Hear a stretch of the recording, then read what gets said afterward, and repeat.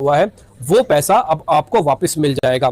हालांकि ये पैसा तो आपको पहले भी मिलता था तिमाही आधार पर, यानी कि हर 3 महीने कंप्लीट होने पर आपके अकाउंट में पैसे आते रहे, लेकिन सेबी ने इसमें थोड़े से बदलाव किए हैं। भाई कब आपका जो अनयूज्ड पैसा, यानी कि जो पैसा आपने अपने ब्रोकर्स को दिया हुआ है आपके शेयरों खरीद की बिक्री के लिए, वो जितने शेयर्स आपने खरीदे हैं तो सो खरीदे हैं, लेकिन जो पैसा आपके पास आपके अकाउंट में पड़ा है और वो कैश की फॉर्म में पड़ा है, सेबी के उसको लेकर एक नए नियम आज से ही लागू हो गए हैं। ये बदलाव क्या है मैं अभी आपके सामने रख रहा हूँ। सेबी अब ये कहता है कि अगर आपने पैसा जो 3 महीने में आपको वापस मिलने वाला है उसमें अब एक डेट मुकर्रर कर दी जाती है। उस 3 महीने में जो पहला शुक्रवार होगा उस दिन आपके अकाउंट में आपका पैसा ट्रांसफर कर दिया जाएगा।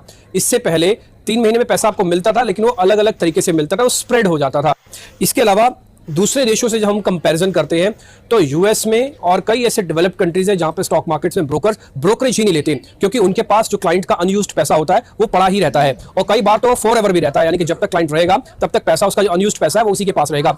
तो इसलिए ब्रोकर्स पे ज्यादा जोर नहीं आता था। ब्रोकर्स कम्युनिटी ये कहती है कि एक डेट मुकर्रर होने पर और एक समय मुकर्रर होने पर ये थोड़ा हमारे लिए प्रेशर लेके आएगा और हमारी ऑपरेशनल एफिशिएंसी को और हमारी ऑपरेशनल कॉस्ट को भी बढ़ा सकता है। इससे ब्रोकर अपनी ऑपरेशनल एफिशिएंसी को ठीक कर लेते हैं और जो अपने खर्चे होते हैं उनके ही पैसे से उन खर्चों को कम कर लेते हैं। इसलिए ब्रोकरेज वो 0 रुपीज तक भी ले आते हैं, यानी कि किसी तरह की कोई ब्रोकरेज नहीं होती सकती है। अब क्लाइंट्स के क्या बेनिफिट हो सकते हैं?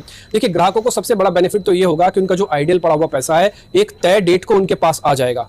अब उनको इसके लिए वेट नहीं करनी पड़ेगी। तो एक उनको पता है कि मेरा 3 महीने बाद ये पैसा, आइडियल पैसा जो मेरे पास वापस आ जाएगा। अब मैं दूं या नहीं दूं वो मौके के ऊपर होगा। हो सकता है वो उस पैसे का कुछ और इस्तेमाल करना चाहे, लेकिन सेबी भारत में ये कहता है कि जो क्लाइंट्स का पैसा जो ट्रेडिंग के लिए डेडिकेटेड ब्रोकर्स को दिया गया है, ये क्लाइंट्स को सिर्फ ब्रोकिंग या ट्रेडिंग के लिए ही बेनिफिट हो और उसके बाद जो आइडियल पड़ा हुआ पैसा है वो वापस चला जाए।